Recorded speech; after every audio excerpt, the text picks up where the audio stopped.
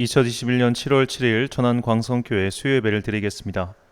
사랑과 은혜가 풍성하신 아버지 하나님, 우리가 지은 수많은 죄에도 불구하고 오늘 예배를 드릴 수 있게 해주시니 참으로 감사합니다. 교회는 등대와 같아서 사람들의 눈을 피할 수가 없습니다.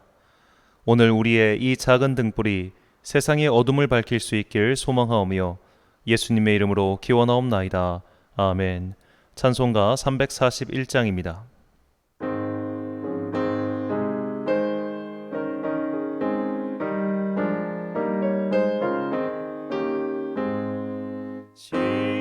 십자가를 내가 지고 주를 따라갑니다. 이제부터 예수로만 나의 몸에 삼겠네.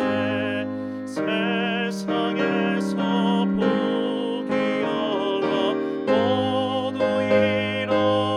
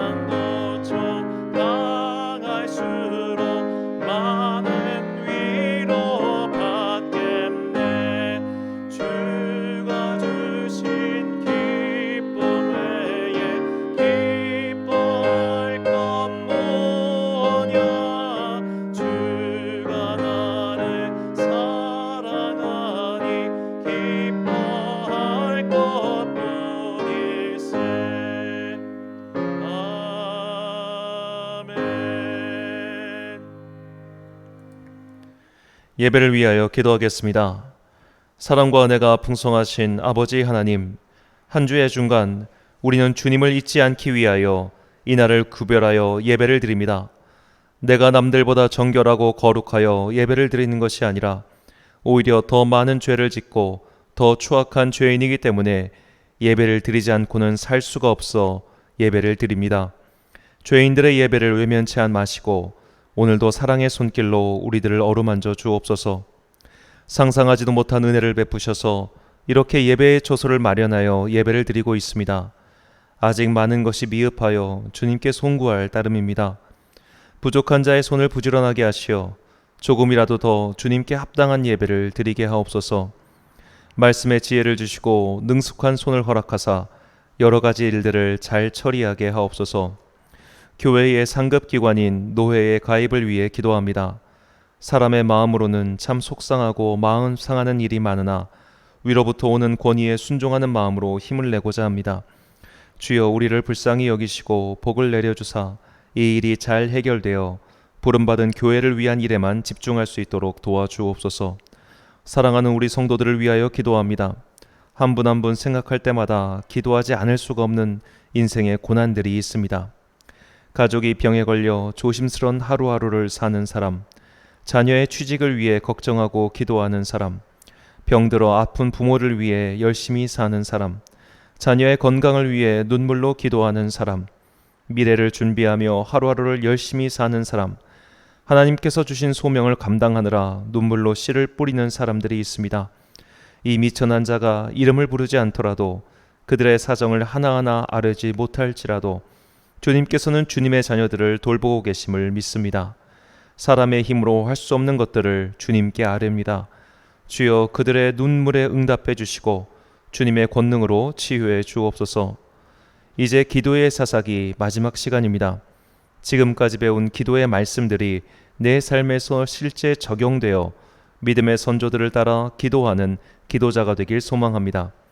오늘 선포되는 이 말씀이 내 삶에서 역사하는 하나님의 말씀으로 변화되길 소망하오며 예수님의 이름으로 기도드립니다. 아멘.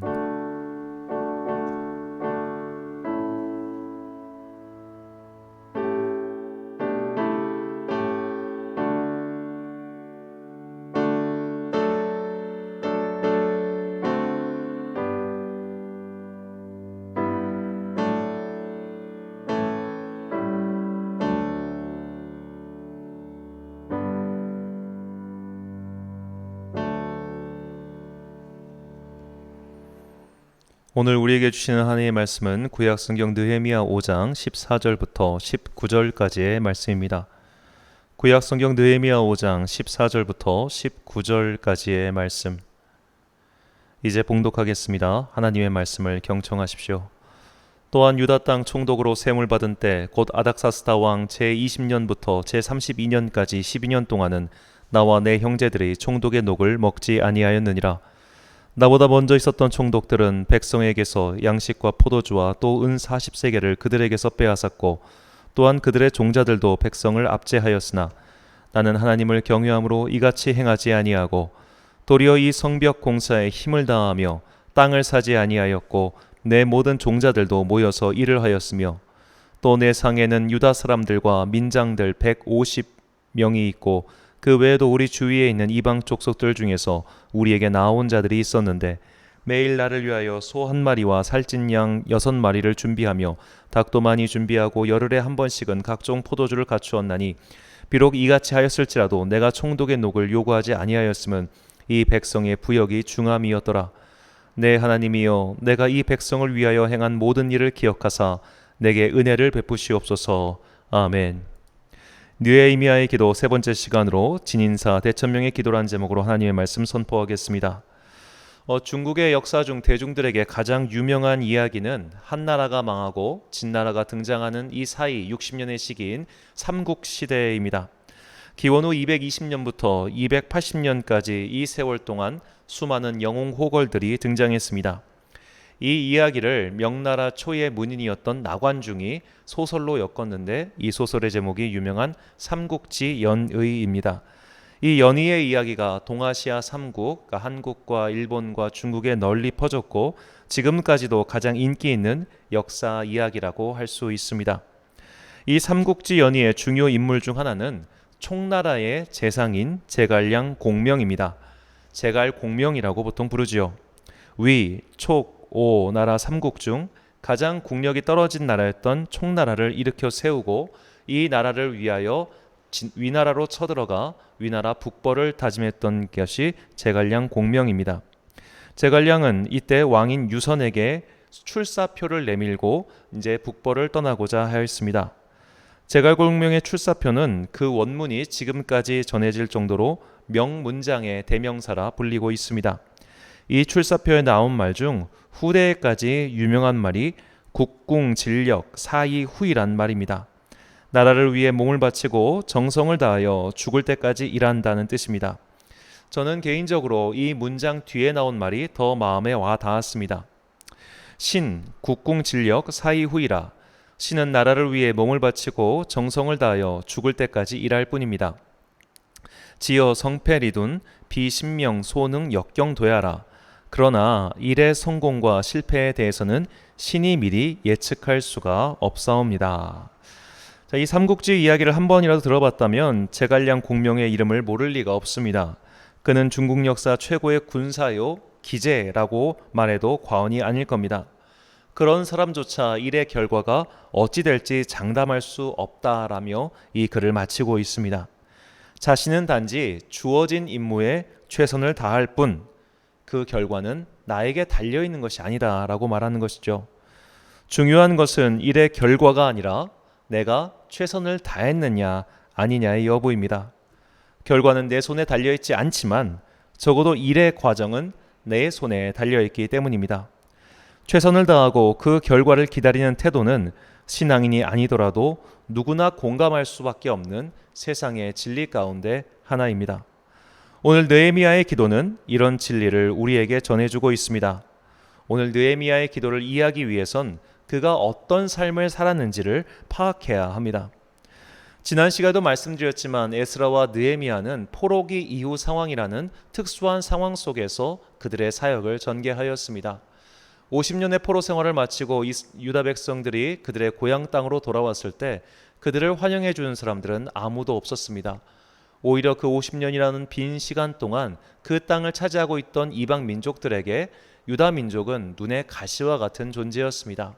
그래서 이방 민족들은 여러 가지 수단을 동원해서 그들의 부흥을 막았습니다.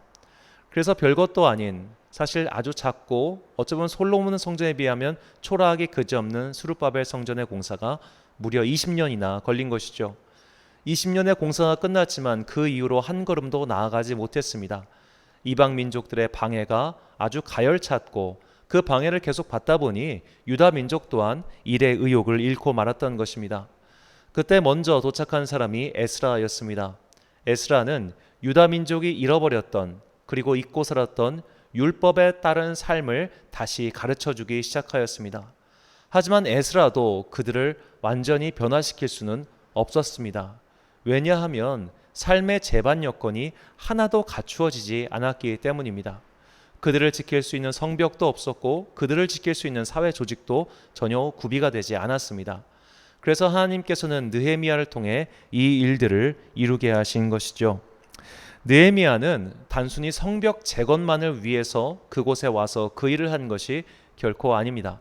성벽 재건은 어찌 보면 느헤미야가 한 일의 시작에 불과하였습니다. 겉으로는 포로 생활도 끝나고 했지만 아직 나라의 꼴이 제대로 갖추어지지 않았습니다. 그래서 느헤미야는 성벽을 세운 이후에 나라의 기틀을 다지기 시작합니다. 사람들의 사는 구획을 나누었고 그들의 어떤 가가호호 호적 조사를 해서 제대로 세금을 매길 수 있도록 나라를 만들었습니다. 이전까지 총독들과 느헤미야는 전혀 결이 달랐지요. 느헤미야는 페르시아의 고관 출신이었기 때문에 이 모든 일을 능숙하게 처리할 수 있었을 뿐만 아니라 페르시아의 도움을 직접적으로 받을 수도 있었습니다. 자, 여기서 이제 중요한 차이가 나옵니다. 느헤미야는 그 모든 일들을 안 해도 그만인 사람이었습니다.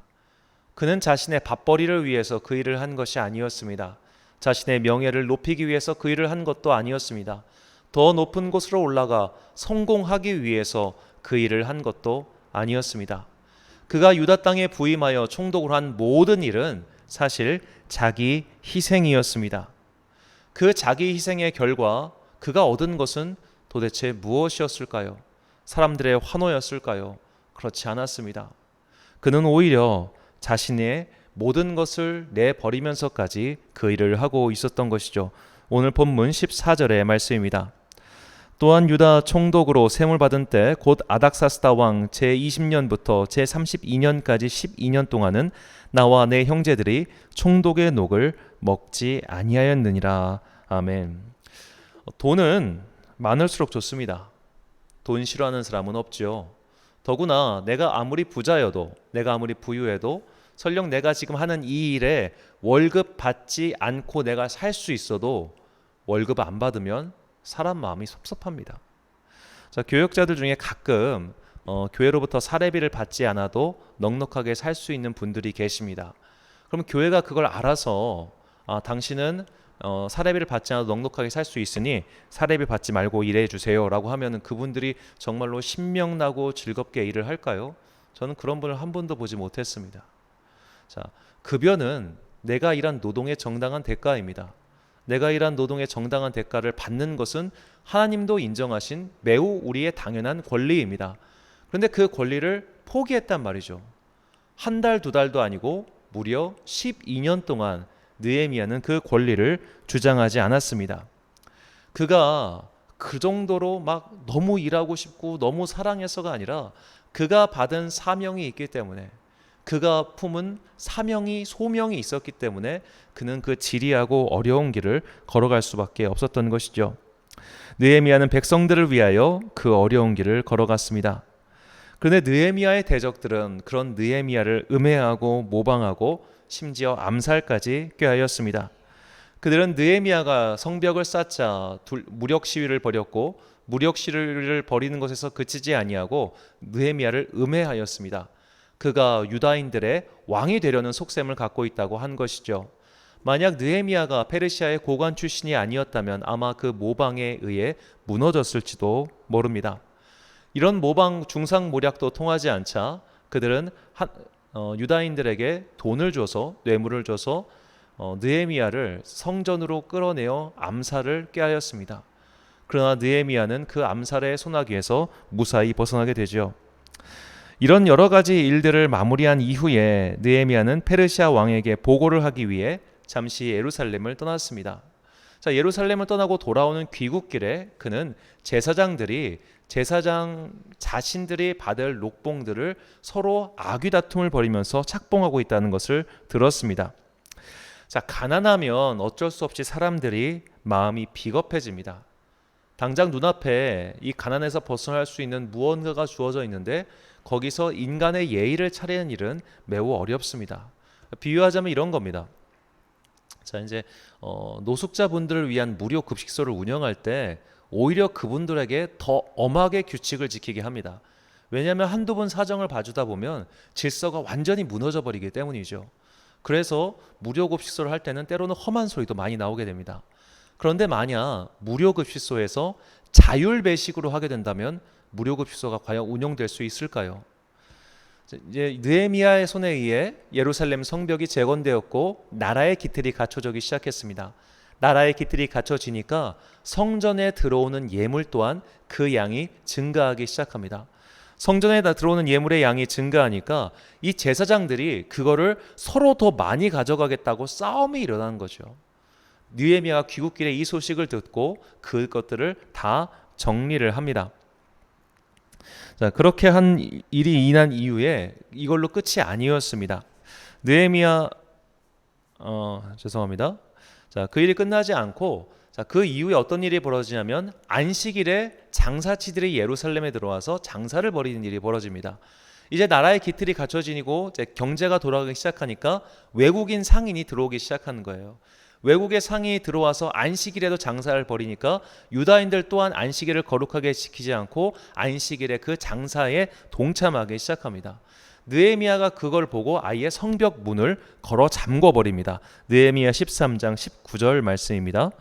안식일절 예루살렘 성문이 어두워갈 때에 내가 성문을 닫고 안식일이 지나기 전에는 열지 말라 하고 나를 때르는 종자 몇을 성문마다 세워 안식일에는 아무 짐도 들어오지 못하게 하였으므로. 아멘. 자, 안식일이 사람들이 제대로 지키지 않자 그는 성벽 문을 걸어 잠그는, 그러니까 예루살렘을 아예 그냥 통째로 쉬게끔 만드는 그런 강한 수단을 펼친 것이죠. 그리고 성벽 밖에서 머물러 있던 이방인 장사치들을 모두 쫓아내 버립니다. 자, 이 일로 끝이 아니었습니다. 아직도 유다 민족 사이에서는 이방인들과 혼이 나는 습관이 남아 있었습니다.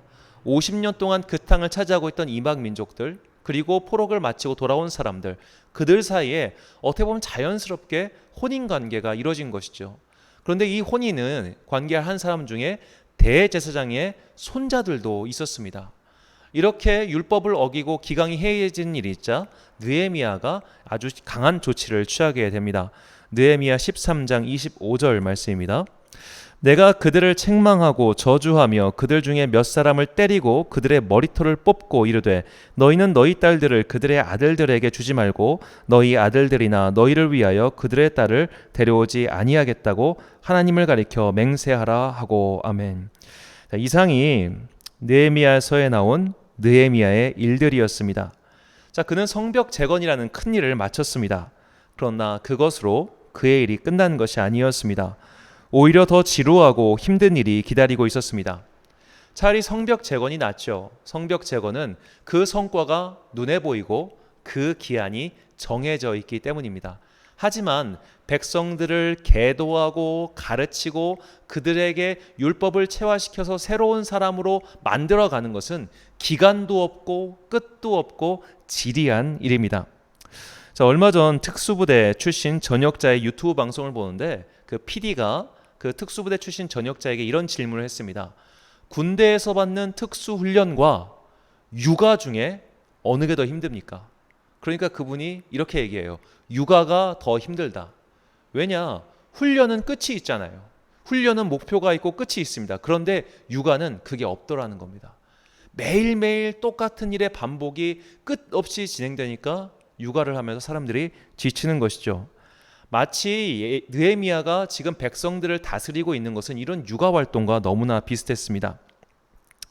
매일매일이 짜증날 정도로 새로웠습니다. 백성들 사이를 돌아다니면서 잔소리하고 혼내고 심지어 벌을 주고 다녔던 느헤미야의 모습을 상상해 보십시오.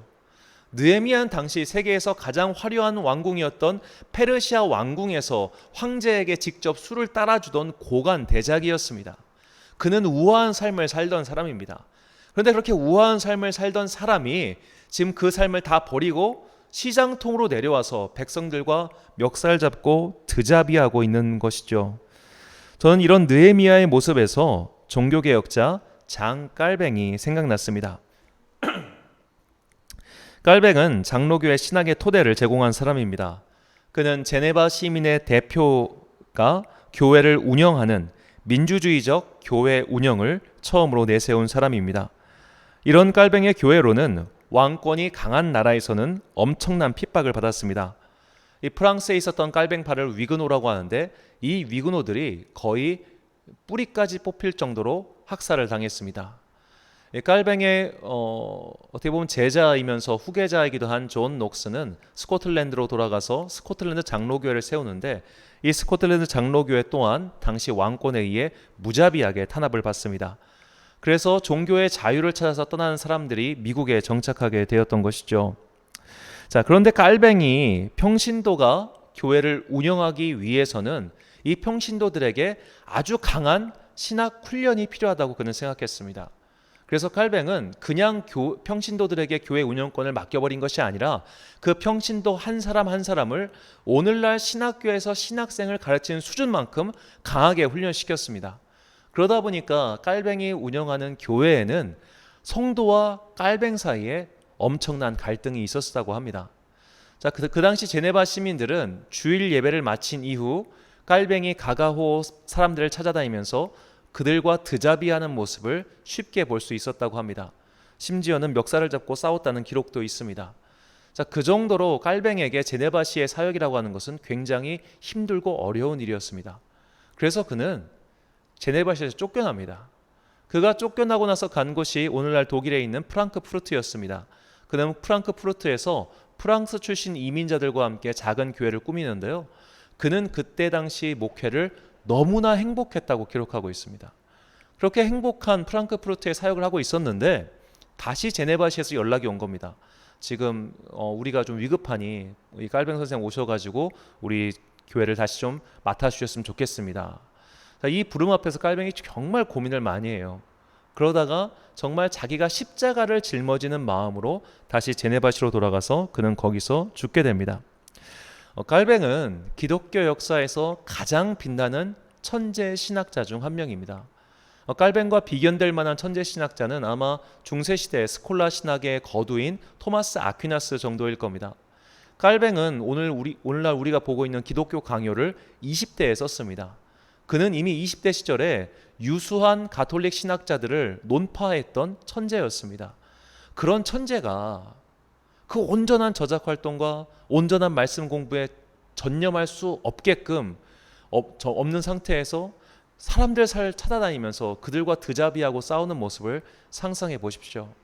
깔뱅은 고상하게 살 수 있었습니다.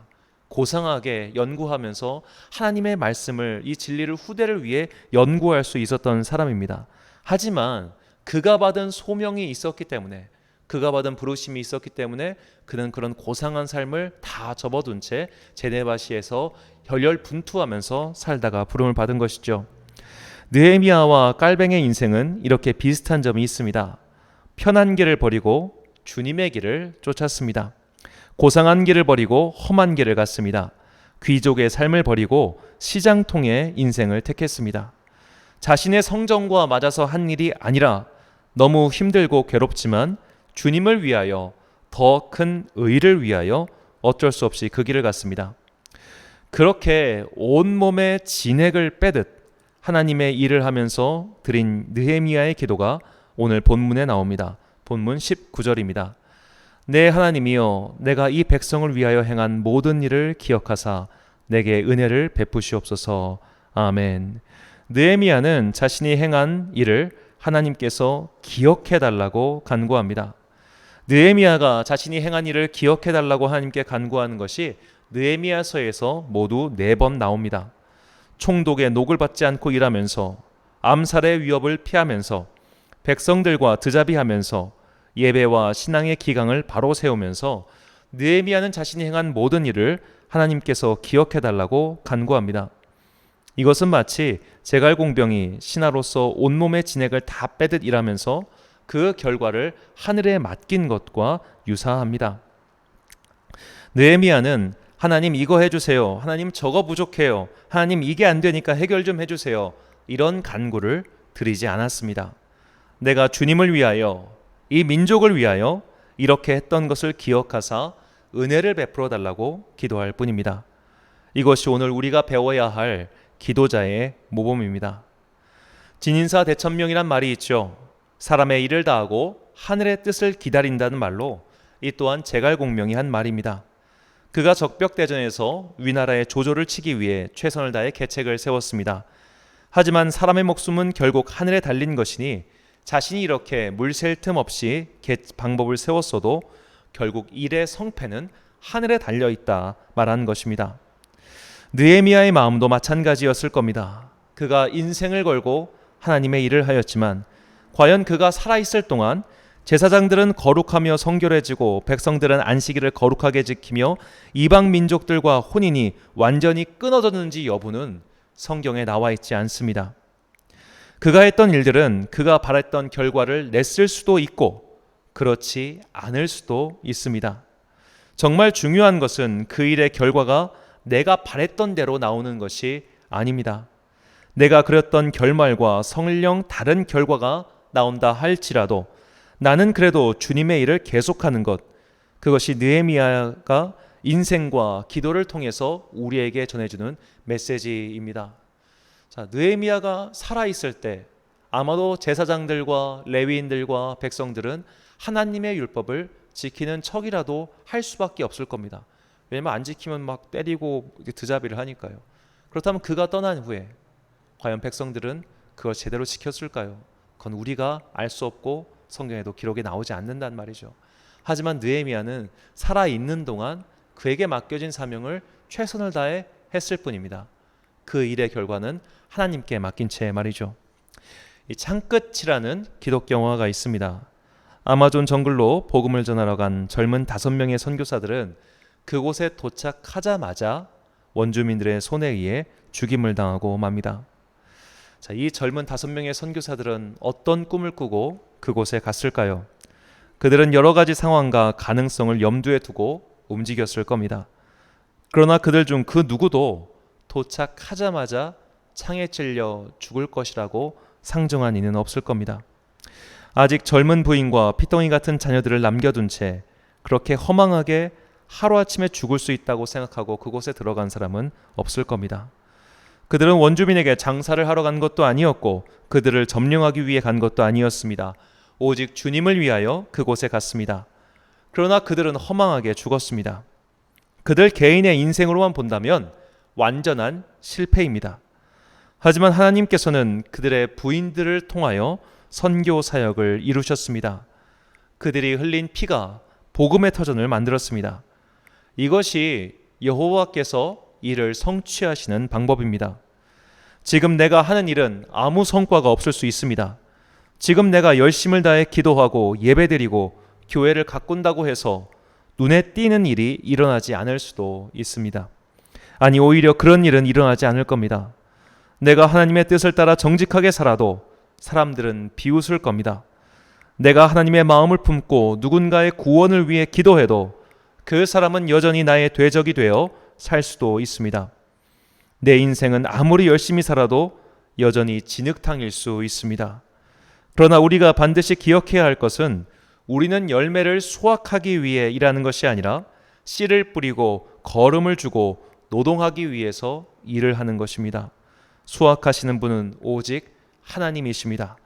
그분께서 그분의 때에 그분의 방법으로 우리가 뿌린 눈물의 씨앗이 자란 나무의 열매를 거두실 것입니다. 갈라디아서 6장 8절과 9절 말씀입니다. 자기의 육체를 위하여 심는 자는 육체로부터 썩어질 것을 거두고 성령을 위하여 심는 자는 성령으로부터 영생을 거두리라. 우리가 선을 행하되 낙심하지 말지니 포기하지 아니하면 때가 이름에 거두리라. 아멘. 예수님의 제자들은 구약시대 선지자들이 뿌린 씨앗의 열매를 거두었습니다. 사도들이 뿌린 씨앗의 열매를 로마시대 교회들이 거두었습니다. 개혁자들과 선교자들과 순교자들이 뿌린 씨앗을 지금 우리가 거두어 누리고 있습니다. 그렇다면 우리도 하나님 나라를 위하여 지금 씨앗을 뿌림이 마땅하지 않겠습니까? 설령 그 열매를 내가 거두지 못한다 할지라도 주님께서 이 씨앗을 기억하사 주님께서 정하신 수확의 때에 거두어 달라고 간구하는 것이야말로 우리가 배워야 할 느헤미야의 기도입니다. 사랑하는 천안광성교회 성도 여러분, 그리고 이 예배를 함께 드리시는 귀한 주님의 자녀 여러분, 우리가 주님을 위해 하는 모든 일이 우리 생전에 좋은 결과로 드러나면 좋겠지만 그렇지 않을 경우가 더 많을 겁니다. 선교사가 한평생 바친 사역이 아무 결과가 없어 보일 때가 있습니다. 한 목회자의 평생 사역도 그의 은퇴와 함께 그대로 사라지는 경우도 많습니다. 한 성도의 평생 헌신도 밑빠진 독에 물 붓기처럼 그냥 스며들어 사라질 때가 더 많습니다. 그렇다고 해서 우리가 이 씨앗 뿌리기를 포기할 이유가 되지는 않습니다. 느헤미야가 사역의 열매를 거뒀단 말은 성경에 나오지 않습니다. 아마도 그는 총독으로 봉직하는 한 평생 동안 반복되는 문제와 씨름하며 살다가 죽었을 겁니다. 그는 하나님만 바라보며 민족을 위하여 일했지만 뒤에서 그를 욕하는 사람은 부지기수였을 겁니다. 고독하고 외로운 길을 걸어가면서 느헤미야가 기도했던 것은 성취가 아니었습니다. 오직 주님만이 내가 주님을 위하여 한 일을 기억해 주십시오. 이것이 그의 유일한 기도였습니다. 우리도 이런 기도의 삶을 살아봅시다. 최선을 다해 봅시다. 열심을 다해 봅시다. 그래도 좋은 결과가 오지 않을 수 있습니다. 여전히 사람들은 뒤에서 수군거리고 손가락질하고 욕할 수 있습니다. 진심은 곡해되고 말은 와전되고 마음은 전해지지 않을 수 있습니다. 하지만 나를 아시는 주님이 계시니 우리는 결코 외롭지 않을 겁니다. 주님은 우리의 마음을 아십니다. 우리의 진심을 아십니다. 그리고 그것을 주님의 책에 기록해두고 계십니다. 여호와 하나님, 그분을 바라보며 오늘 우리에게 주어진 외롭고 쓸쓸하며 지치고 험한 이 믿음의 길을 올곧게 마지막까지 걸어가는 여러분과 제가 되시길 간절히 축원합니다. 기도하겠습니다. 사랑과 은혜가 풍성하신 아버지 하나님, 느헤미야는 고상하게 살 수 있었습니다. 그러나 그는 하나님과 민족을 위하여 시장통으로 들어가 욕설과 고성이 난무하는 곳에서 살았습니다. 사람들은 그를 비난했고 욕했고 경원시했습니다. 느헤미야는 외롭고 힘들었습니다. 하지만 그의 모든 일을 기억하시는 하나님이 계셨기에 그는 그 힘든 길을 완주할 수 있었습니다. 우리도 그런 신앙인이 되기를 원합니다. 주님이 계시기에 믿음을 포기하지 않는 성도, 주님이 계시기에 의로운 길을 끝까지 가는 성도, 주님이 계시기에 맡겨진 사명에 충성하는 성도, 정말로 주님 한 분만으로 만족하는 그 성도가 되게 하옵소서. 우리가 행한 모든 일을 기억하시는 주님께서 언젠가 주님의 때에 수확하실 것을 믿습니다. 눈물로 씨를 뿌리는 자는 언젠가 기쁨으로 단을 거둘 것입니다. 그 단을 거두는 자가 우리가 아닐지라도 지금 씨앗이 자라는 것을 내 눈에 하나도 보이지 않을지라도 끝까지 포기하지 않고 믿음의 길 걸어가는 하늘의 순례자들이 되게 하옵소서. 맡겨진 사명이 끝나는 그날까지 힘써 이 길을 걸어갈 수 있도록 성령님께서 동행하여 주시길 소망하오며 예수님의 이름으로 기도합니다. 아멘. 찬송가 325장입니다.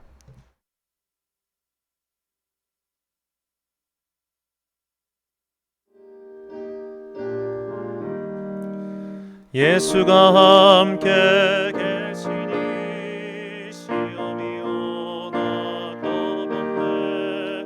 기쁨의 근원 되시니 예수를